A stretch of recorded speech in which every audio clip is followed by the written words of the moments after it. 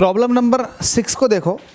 Question अच्छा है, आपसे गया draw the graph between the frequency of incident radiation, जिसको आप न्यू कहते हो, and maximum kinetic energy of the electrons emitted from the surface of a photosensitive material. ठीक है, आपको ग्राफ प्लॉट करना, बाकी काम बाद में करेंगे। तो ग्राफ कैसे प्लॉट करेंगे आपको अच्छे से पता है, यहाँ पर लिख दो सॉल्यूशन। ग्राफ जब भी प्लॉट करना हुआ करेगा तो बिना आइंस्टाइन इक्वेशन का आप ग्राफ प्लॉट नहीं कर सकते। तो सबसे पहले आप आइंस्टाइन इक्वेशन लिख लो। फोटोन आकर गिरा, फोटोन की एनर्जी एच न्यू, ये एनर्जी कुछ वर्क फंक्शन में निकल गई और बाकी एनर्जी मैक्सिमम काइनेटिक एनर्जी में चली गई। ठीक है, यही तो है इक्वेशन, बिल्कुल है। तो मैं एक काम कर लेता हूँ, के मैक्स का निकाल लेता हूँ, ये हो जाता है एच न्यू माइनस के डब्ल्यू नोट। ठीक है, तो आपसे यही कह रहा है draw graph between the frequency of incident radiation, जिसको आप न्यू कह रहे हो, ये फ्रीक्वेंसी ऑफ इंसिडेंट रेडिएशन है, and maximum kinetic energy of photo electron. इसके बीच में आपको ग्राफ प्लॉट करना। तो कहीं ना कहीं आप ये देखें y is equal to M X minus C, तो y is equal to M X minus C वाला ग्राफ है, जहाँ पर y एक्सिस में y है और x जो है वो x एक्सिस में है और इंटरसेप्ट जो है वो निगेटिव y एक्सिस में।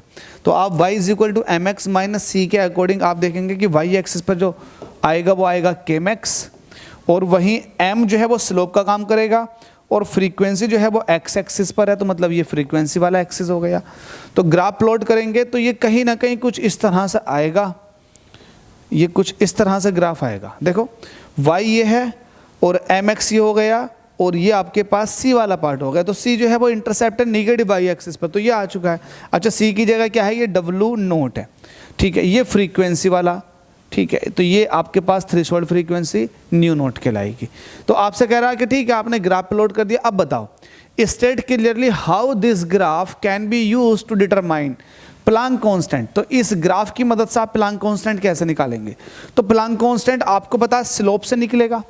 स्लोप जो है वो प्लांक कांस्टेंट को देगी। देखो यहाँ पर आप देखेंगे x जो है वो फ्रीक्वेंसी के लिए आ गया, तो m जो है ये स्लोप है। तो आपको पता है हेयर आप ऐसे कह सकते हैं स्लोप ऑफ ग्राफ, ग्राफ की स्लोप बताओ। हालांकि मुझे डायरेक्टली पता है कि m जो है वो h के बराबर है, लेकिन मैं यहाँ से स्लोप निकालना चाहूँगा। तो स्लोप का मतलब होता है एक तरह से थीटा।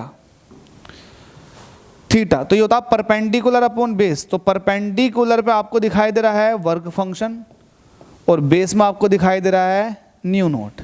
देखो क्योंकि ये आपको पता है इतना, ये न्यू नोट है और ये आपको पता है कि ये वर्क फंक्शन है।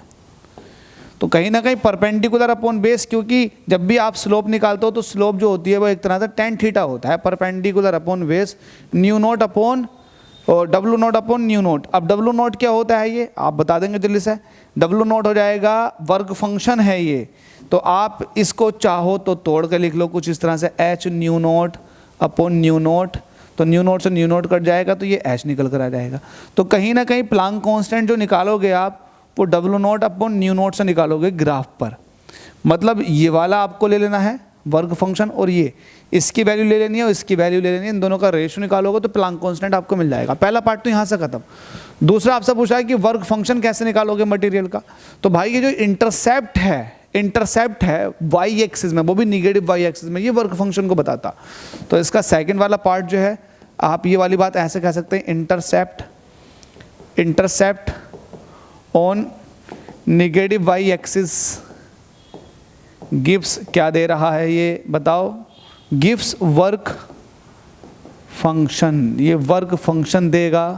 क्लियर है बच्चा लोग? बिल्कुल क्लियर है। तो सीबीएसई ने इस क्वेश्चन को पूछा हुआ है। इस बार आपके क्वेश्चन, आपके बोर्ड एग्जाम में ये क्वेश्चन पूछा जा सकता है। तैयार है?